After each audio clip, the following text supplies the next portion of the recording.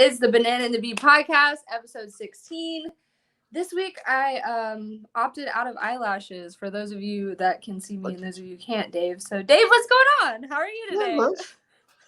We are living that good life. It's a roller coaster always, but I'm into it. I'm feeling good. Life is good. Good.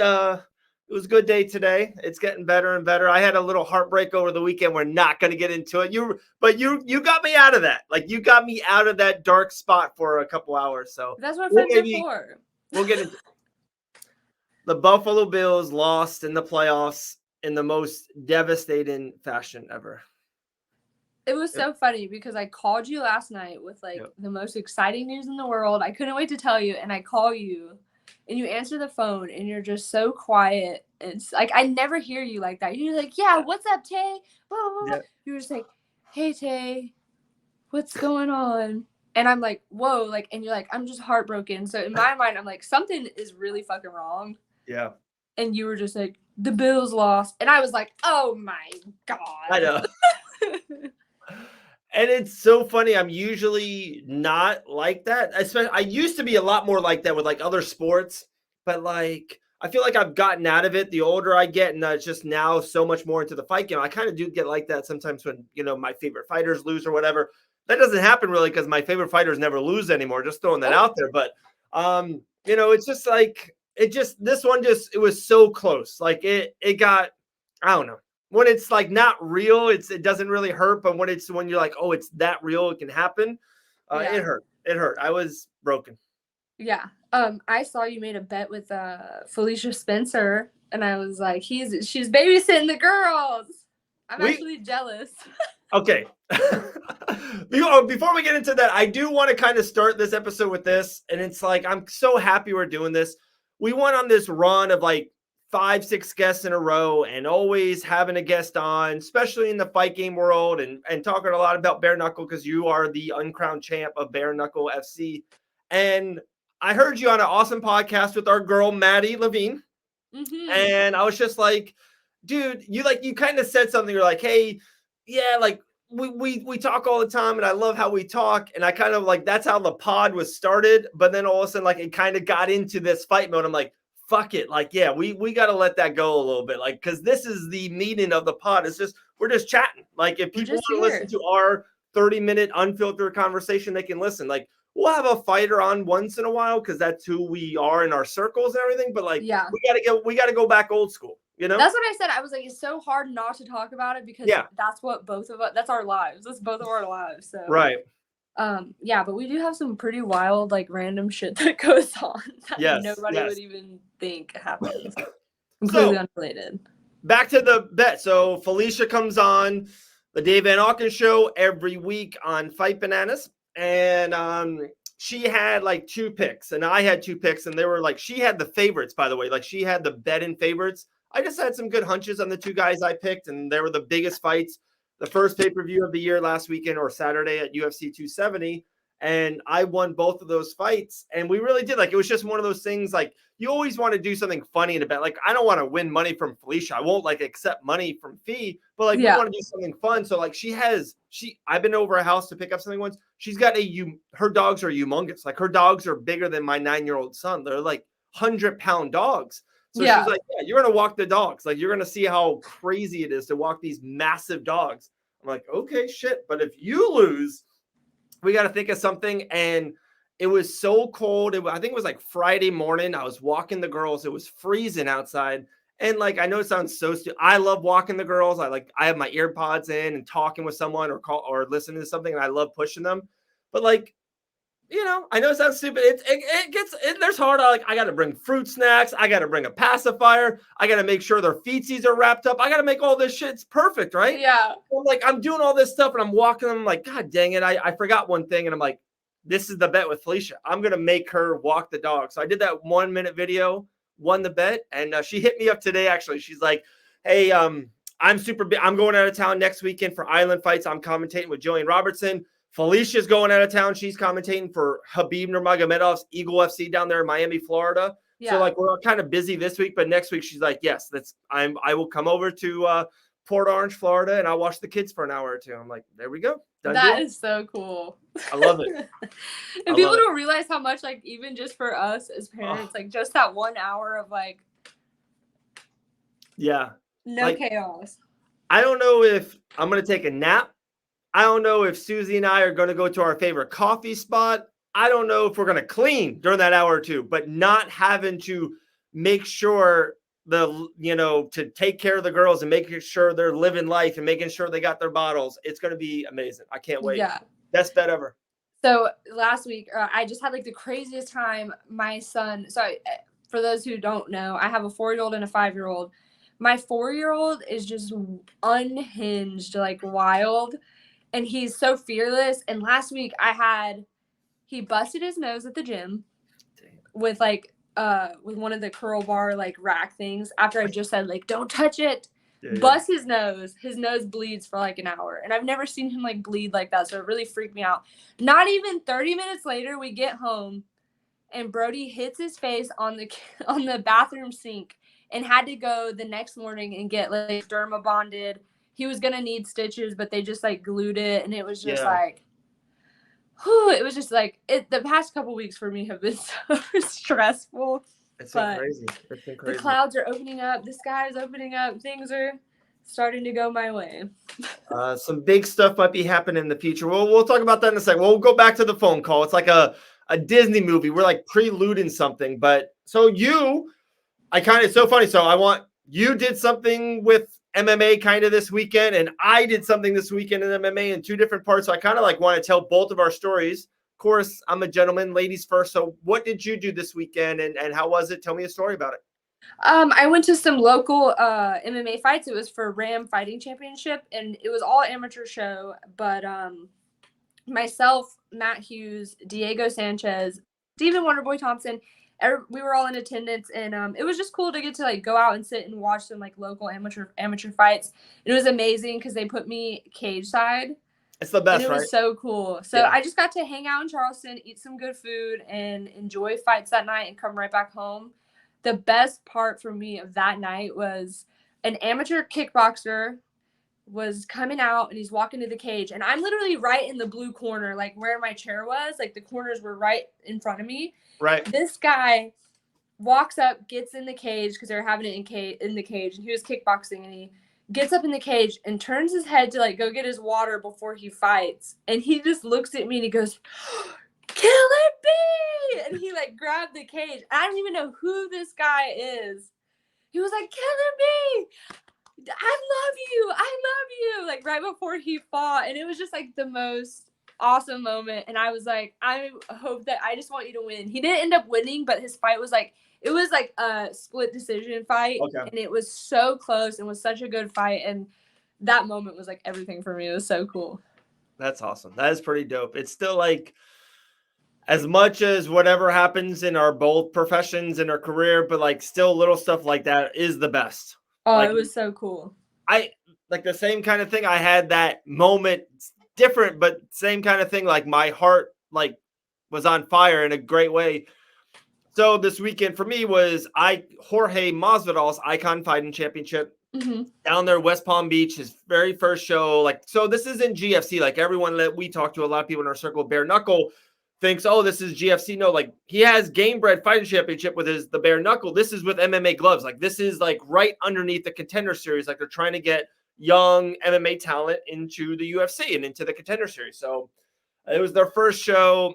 It was wild, long story short. And if you know anything in 2022, the Van Auken house was off limits, quarantine for 10 days. There you go. You don't have to get too much into it. That's what happened.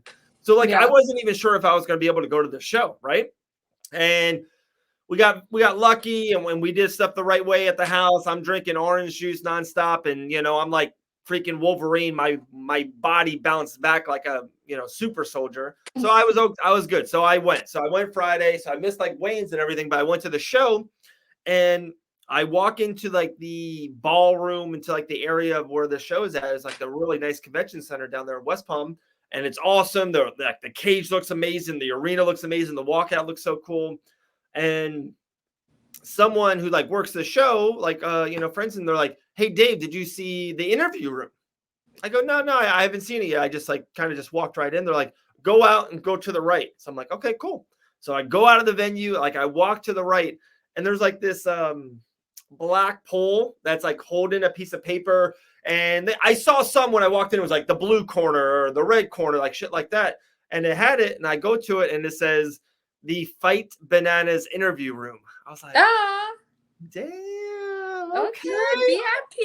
Okay. Okay. So it was so cool. It was like we had our own room, and it was awesome. The event was insane. Great fights. Like you said, same thing. I'm sitting cage side. Like if you've never sat cage side to a fight, like people don't understand like how different it is. And like It's so different. you can watch it on TV, and sometimes TV is amazing, and I like to see everything. But it's like to hear it and to feel it and to see the people's anguish in their faces. English, yeah. Yeah. It was like, it's so crazy. And to see knockouts, sometimes you're like, oh my, it's Man. unbelievable. So yeah, I seen a guy get knocked out, and that was just like, yeah.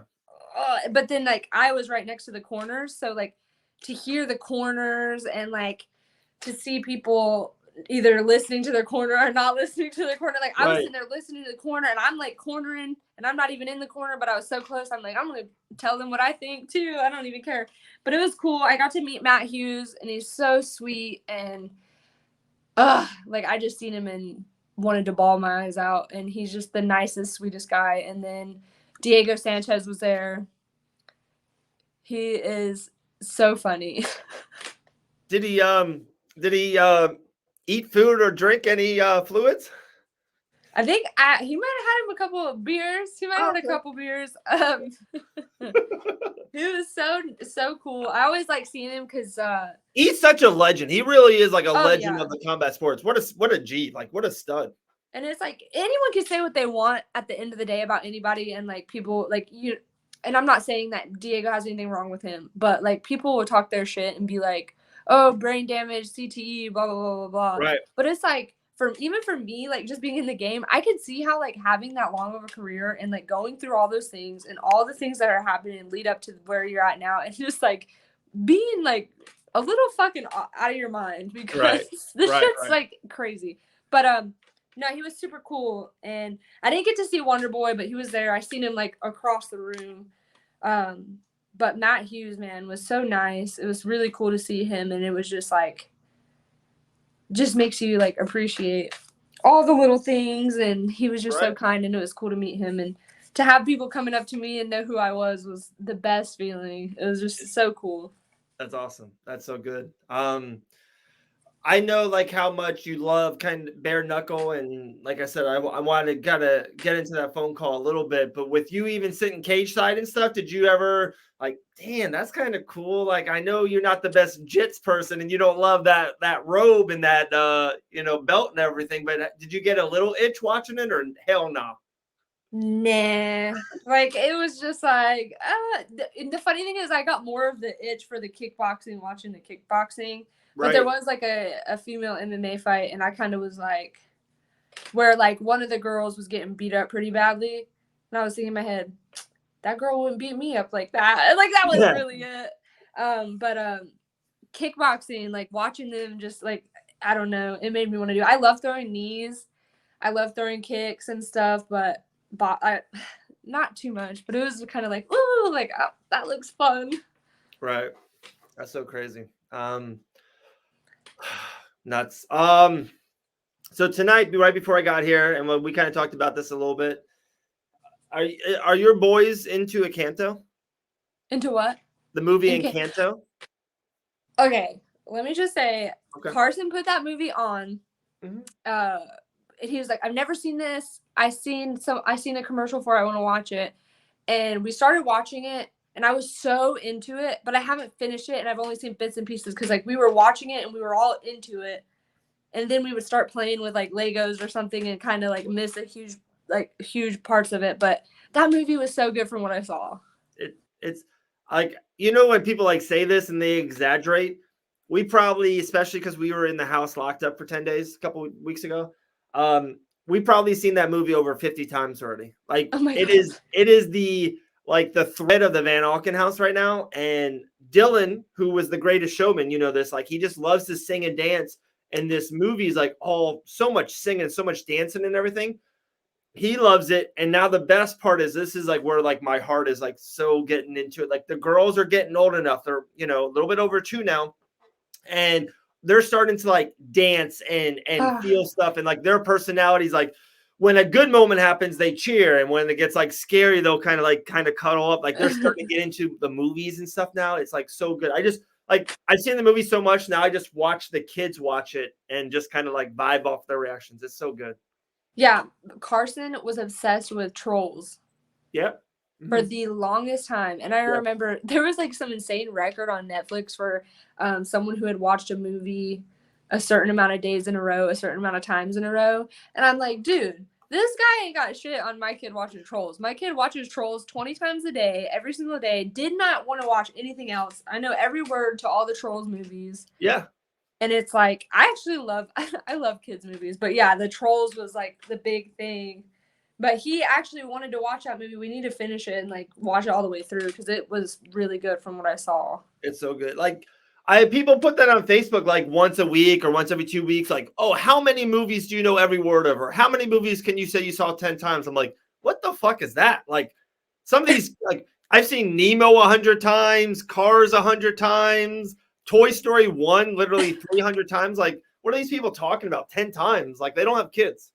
Yeah, and kids are like once they get on something and they fixate on something, you better be ready. Buckle in, Buttercup, because you're gonna be watching Trolls or Encanto 100 freaking times a day. The most. All right. Before, like I said, one last thing. The phone call. There is that Saturday crazy UFC pay-per-view was awesome. This weekend, no UFC, but this weekend there is bare knuckle Jackson. We had Ellen Belcher on last weekend. He's in the co-main. I just like 1 minute on the 3 big fights, and then we're gonna get into this phone call. They're one of the big fights. Quentin Henry versus Chris Sarro. Well, what do you got in that? I am going for Quentin Henry. Okay, he's just so fucking cool. Huh? He's so fucking cool. Yeah. I just want him to win. I met him at Knucklemania, and I can say, like, he was one of the nicest fucking people. Like, because, you know, sometimes fighters can be, like, arrogant or stuck up or whatever. And, like, it was my first bare knuckle fight. Nobody knew who I was. I'm in the back. I didn't have anybody to wrap my hands at the time because my own personal camp, we never wrapped hands for bare knuckle. And Quentin Henry was, like, helping me find somebody to wrap my hands. He was so nice to me when I went, like, was about to walk out. I'll just never forget. He had on, like, his aviators that he always wears, and, like, his whole American flag get up and his, like, mullet. And he was just, like, giving me words of encouragement, dressed like the American flag himself. And I was just like, wow, he's so fucking cool. Who do you got? I think I got Henry, too. I think it's going to be. It seems like everyone thinks it's just going to be like one-sided. I think it could be a crazy fight. Yeah. I do think it's not going to go long. Both of those boys can bang. Both of those boys are going to throw. So, you know, in those kind of fights, I know it's one of those things no one's 100% sure because both boys are going to throw. And if that guy gets the other one first, you know, but I would lean Henry to win this one. I would. Co-main.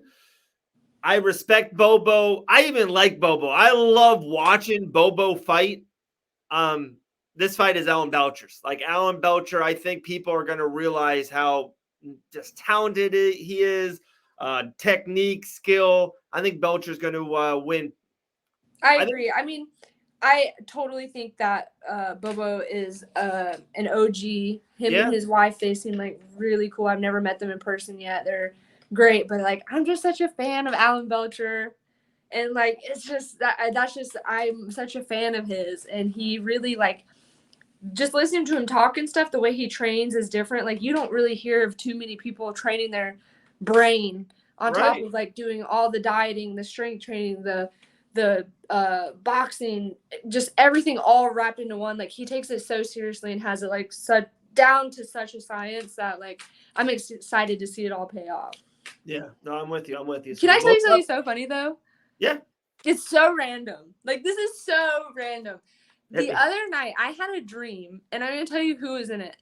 Bobo O'Bannon, And I've never even met him. So, like, who even knows if my dream was like him? I've just seen him. So, like, Bobo O'Bannon was in my dream, Chad Mendez, and my dad. The Three Musketeers. What? The Three Musketeers. I know, right? We're like hanging out in my apartment, my small tiny apartment.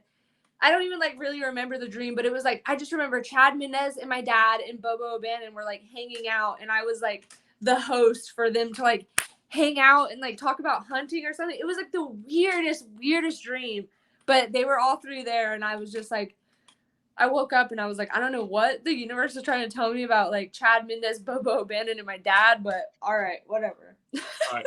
I'm cutting that up. This is the commercial of our podcast. This is what we do. It's just straight up. It was weird. It was weird, but I was dreaming about all of them. That's so funny. Okay, so we both got, looks like Henry. We both got Belcher. Main event, really good fight. Rematch. Elvin Brito won the first one. This is for the 165 title. Him versus Caleb Harris. Man, I like Elvin. Same thing. I've been through some of his fights. I was there when he fought against Michael Beast Boy Davis. Seen a couple of his bare knuckle fights live. I was at the first one fight actually live there. It was in Mississippi. Yeah. My 2 cents, I think with Caleb Harris being home, he seems like he's so ready for this fight. I think this fight means so much to him. I think I'm leaning Caleb Harris. I do. I think it's going to be a great fight, and I think Caleb Harris might get the job done. Yeah, after talking to him and hearing him speak, it's like, you know, and I haven't really, I mean, like, I think I met Elvin one time, but I think Elvin is an amazing human being. He's always so happy and so nice. Yep. And he trains hard. Everybody freaking goes to Puerto Rico for a reason to go train with that man. But yeah, just talking to Caleb Harris and like hearing him talk and the way he carries himself and seeing some of his fights and all of that, it's like I'm leaning that way, but I'm also like leaning towards Elvin too because I know the competitor that he is, and I've seen some of the things that he's put out. So that one's a toss up for me. I'm just like, I don't know, but I know it's gonna be a hell of a fight. A hell of a fight. It's a great fight. It's so funny how good this card is. Like I don't know. Like, I know everyone's so damn excited for Knucklemania and stuff, but I think this Jackson card is so good. And then there's stuff in the future I'm hearing that could be better than Knucklemania too. So I don't know. It's crazy. So, all right. You actually, I think you called me. It was during the football game. I'm a big Bills fan. It was a great game. And and the funny thing is, so then you say, hey, like, because you're like, hey, I want to tell you something, but I don't want to text it to you. And right away I wrote, is it good news or bad news? Because if it was bad news, like, or just something like serious, I would like call you right back. But you're like, no, it's good news. It's gonna be great news. I'm like, okay, sounds good. Just give me a little time, you know. So then the Bills didn't win. I was like, I was in a spot, and I was like, okay, let me call Taylor back. Let me see what's up. So I call you, and of course we won't say words of what we talked about, but just how positive it was and exciting it was. And then, like, I know now it's been like 24 hours almost literally on the dot since it, and it's like I got super happy and I kind of like emotional, like positively emotional on the phone call. But then, like, you know, we slept on it. Like, we put it on speakerphone. Susie was there. Like, we kind of all talked about it for a second. And then I was working today and driving today and getting some stuff done. And just like, I thought about it and I was like, man, like, dude, you and I have been like talking some stuff out there to the universe and stuff that we want and stuff for we years. Want. Yeah. Like, this is like so crazy. And it for one of the big things and one of kind of your like a goal or an aspiration, or, you know, I don't want to be corny, say a dream, but something like that, something like a brass ring that you think is kind of unattainable, to talk about it now for 18 months. And now it's really close or maybe attainable. It's like, it was like, I got like super happy. I got like very positively emotion about it. And I'm pumped. So there might be something really big in the future. You know? It's just crazy because it's like one of those things. It's so hard to like sit and talk about this and like the viewers have no idea what I'm even talking about or anything. But I will just say, like, I've got some like really big news coming. And I can't say anything about it. Super top secret. But I will say this. Some people already fucking know about it. Yeah. And it's like crazy. Like things aren't even like done. And I have had people that I am like, how in the hell did you even hear remotely even a drift of this like possibly happening? But yeah, no, it's just crazy. If you would have told me 3 years ago, like this is like where I would be and what was going to be happening for me, I would be like, holy shit, no way. Or like, what? No way. And now it's more of like, now I'm in the position of like, I'm like, hell yeah, it's my time. 2022, we're about to kick it off with some really good shit. And I just can't wait. It's apparently maybe this weekend it will be known to the universe. Cool. I can't even like say too much without like I know. Yeah, giving it even we'll away. probably, So just know, guys, whatever I'm talking about, you'll know soon enough. But it's amazing. Big. It's this big. It's big. Yeah. It's big. And just like it was funny, kind of. I knew we were going to do this tonight. I knew we couldn't talk about it, right? But I knew like we can talk around it, and like it's just been tough day, hard day. So once in a while, you put on like some music to get you going, or you put on that song. Like everyone has that song or two, or whatever, to kind of bounce back. And like the thing I kept on like thinking, and I wrote it down with my permanent black marker that I always have on these notes. Like I feel like you and I, why probably one of the most reasons, not even like the kids, and not even just like, I feel like we're peanut butter and jelly. That's why we click so much. I was like, probably the thing that you and I still click the most about is I feel like you and I have this huge chip on our shoulder. And I feel like we've been like overlooked and said no to, and like not taken serious for like so long. Overworked and underpaid. Yeah. And it's like, man, just the last 12 months, 6 months, 3 months, and now just seeing what we're both doing personally and or in our profession, man, like this year is going to be big. And literally, like we have both just, I don't think people realize, like for years, even before I even met you in person, we would like sit and talk on the phone, and we would just be like, one day you would be like, Taylor, one day this is happening for you. I'm like, one day this is happening for you. And then it's like we've been just leveling up, and we still have those moments of like, next up, this is what's going to happen for us. Or like even to just think from like, with this news coming, what I told you 1 year ago exactly, like this is what I want, and it's gonna happen. And now I'll say it didn't happen in the time frame that I imagined it would, but it came full fucking circle, and here we are. And what the fuck is up? Let's go. I know. And like say anything, it's so aggravating. In a weird way, and it's so funny because the Faith says it all the time. Sometimes like you just need it's like about timing, and I really think in a weird way, if it would have happened sooner, it just maybe would have been off, or just wouldn't have been what it is going to be now in 2022, maybe spring, right? Like I just think you're ready for it. And I think what you have done this year was very productive to get to this point. Like just a lot of stuff, like a lot. It's just, it feels like it's working out perfect. Like it really is. And now it's just like the ball is in my court, baby. Let's go.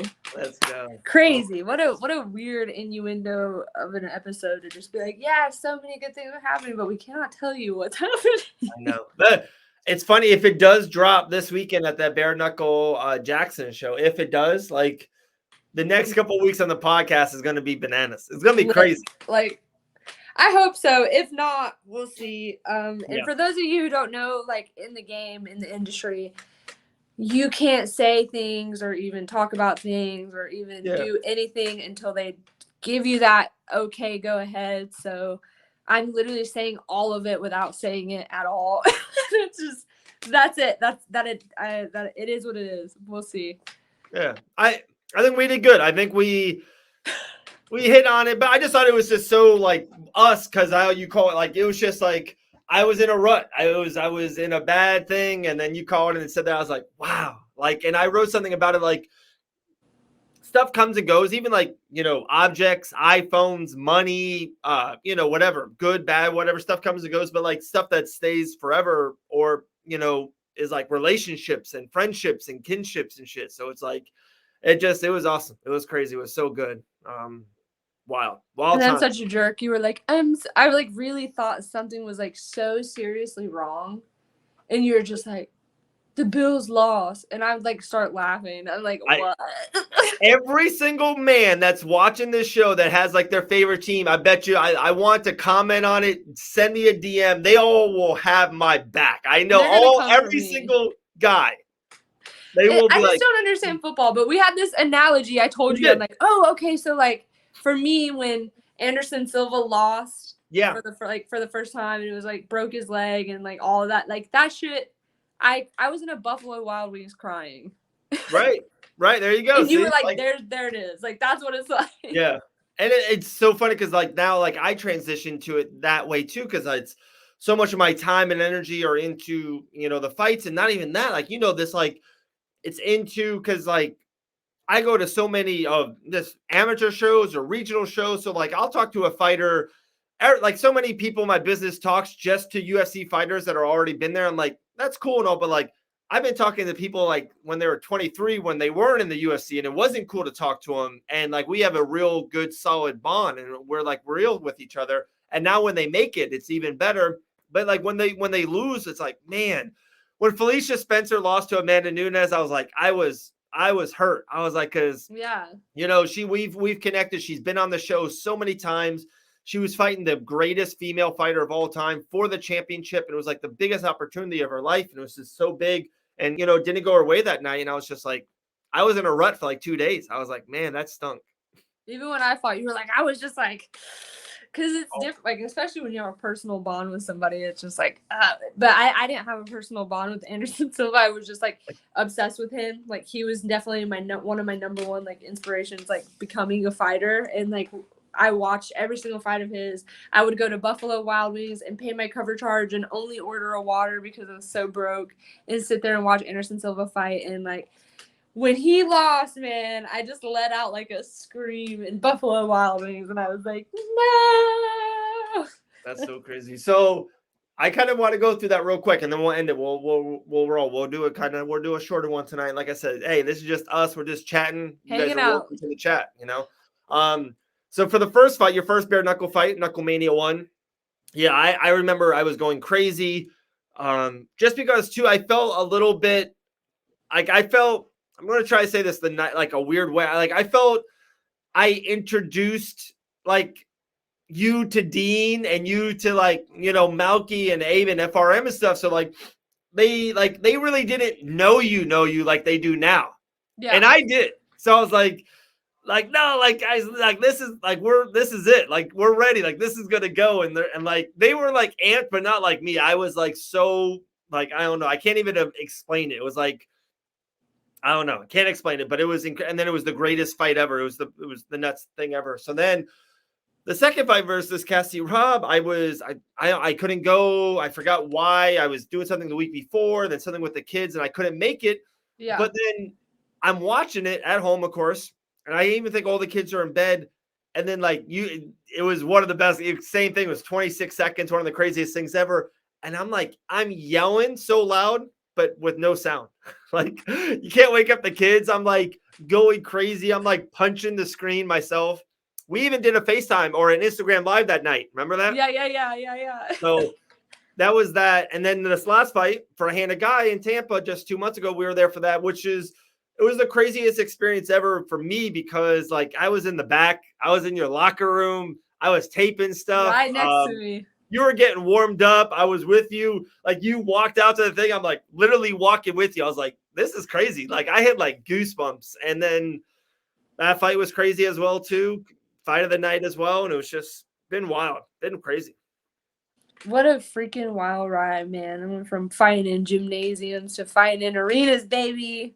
I know. You went from doing podcasts in the garage or to in the living room, in the room, to doing them in the fucking cage and live and having your own Fight Bananas interview room. It's like just insane. And we still got more to do, man. Yep. We got more to do. We got more to do. It's time to turn the page, It's time to turn the page. Yep. So crazy. Good. Crazy. With that, I think we're done. I think we're done here. Oh my goodness. Insane. It's going to be nuts. Big things. Big things. Bananas, they would say. Wow, that's what the kids say. All right. So Jackson's this week.